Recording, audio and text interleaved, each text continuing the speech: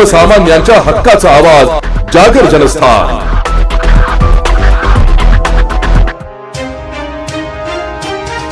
नाशिक शहर व जिल्ह्यात सलग दुसऱ्या दिवशी झालेल्या अतिवृष्टीमुळे मौजे शेवगे दारणा येथील शेतकऱ्यांचे मोठे नुकसान झाले आहे।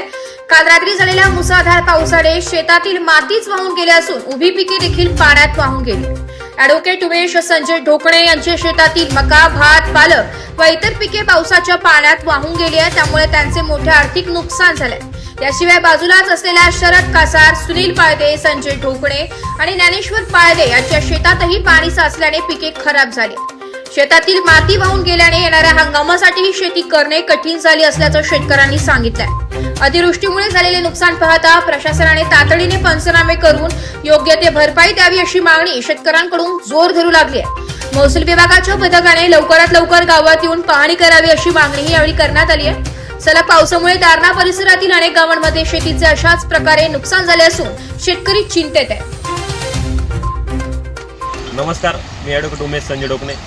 शेवगे दारणा परिसरात काल रात्रीपासून खूप मुसळधार पाऊस सुरू होता, त्यामुळे तुम्ही बघू शकता इथे की शेतमालाचं अतोनात नुकसान झालेलं आहे आणि पूर्ण शेतामध्ये पाण्याचा लोटा आलेला आहे।